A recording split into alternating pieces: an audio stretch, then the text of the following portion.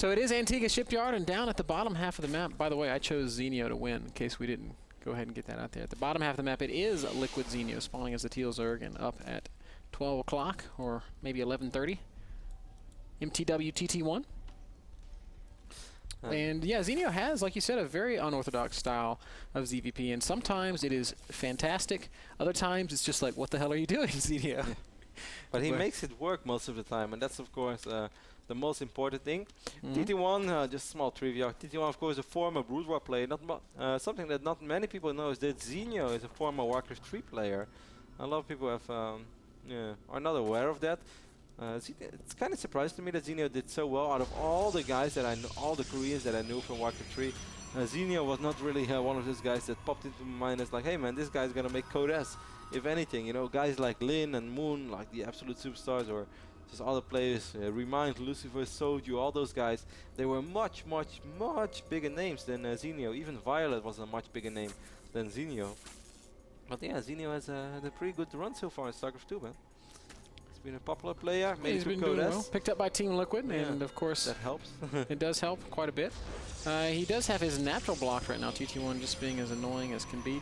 Dropping that pylon there. Pro even going to do some harassing on that drone. But the Lings are about to pop out, and that should mean expansion time.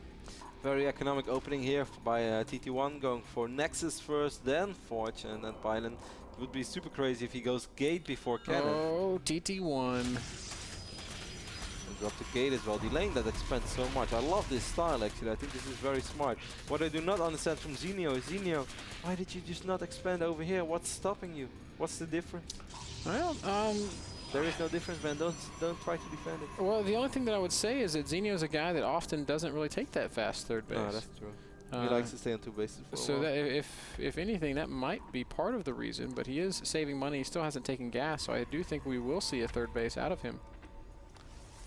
I think so too. So TT1 did go Cannon before Gate. He wasn't that super greedy. He has to worry, of course, about those Lings making their way over to the other side of the map.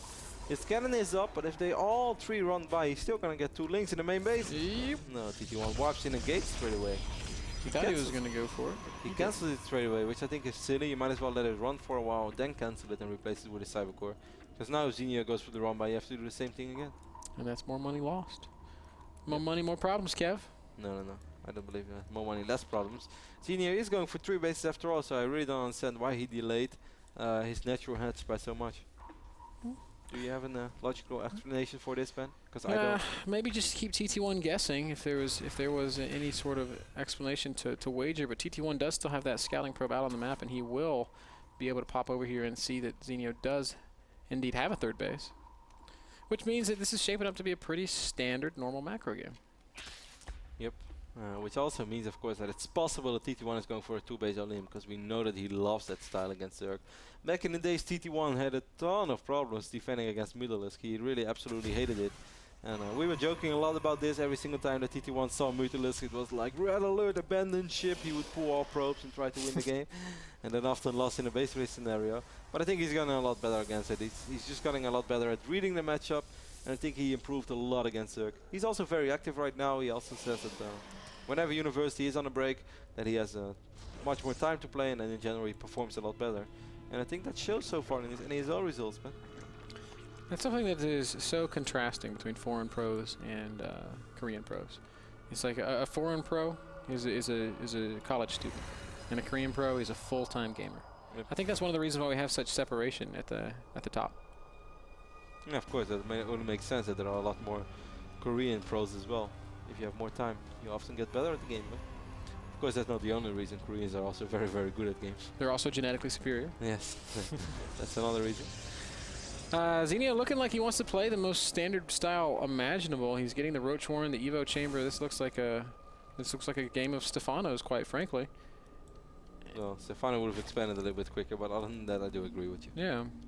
A little bit of Zealot Stalker pressure coming down to this this third expansion, and this is going to be pretty effective.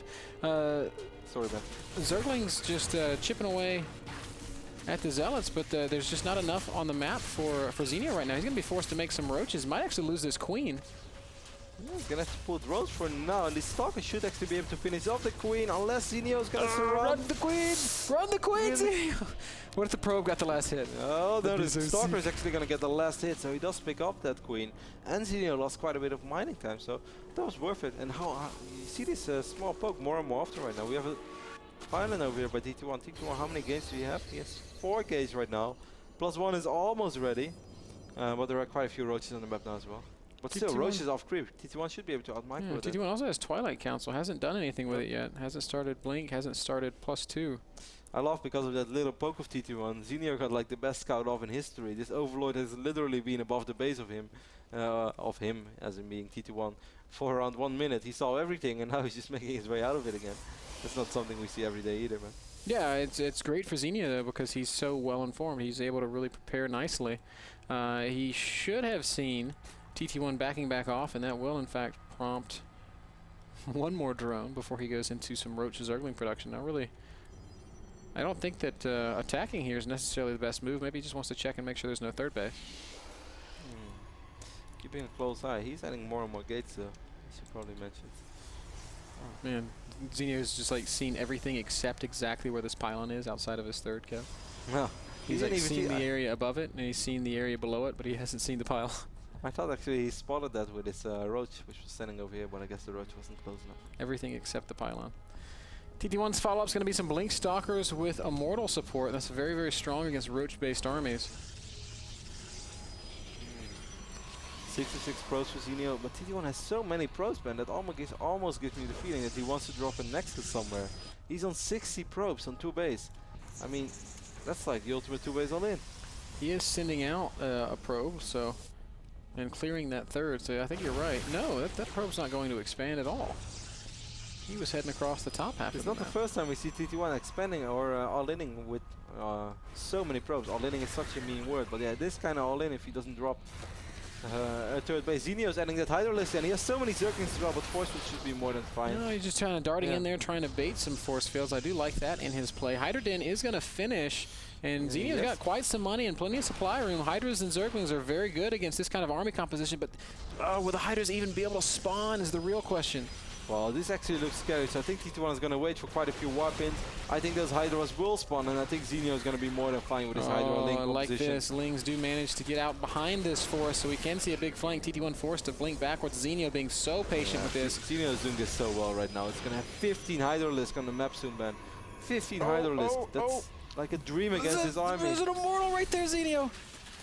But he does not manage to grab it. But look at the supply, man, just ballooning up. 178 supply against 135. First Hydras are out. TT1 has to know that the time is fast approaching. He's going to have to make something happen. I love how patient Zenio is being, just sitting back and waiting and waiting and waiting. Not missing a single Overlord in the midst of all this pressure, playing so very well. Keeping his money so low. Nice blink right there. He might actually finally be able to pick up this pylon. Yes, he does. Cancels a lot of units as well. There's another pylon though, but now all these Hydras and this creeper as well. We do have an observer. TT1 is adding a robotics bay. I think that's a smart decision, but I don't think TT1 is going to keep him alive that long. Oh, Zenio has decided that it's time. He is going to rush out. Zergling's getting in on top of the Zealous. Zealous very well upgraded there. They're going to make short work of the Lings. Roach Hydra remains behind it. Yeah, great force fields. Let's fight now again. TT1 drops some force fields and fight. That's exactly what he does. Oh, poor Hydra. Sad Hydra.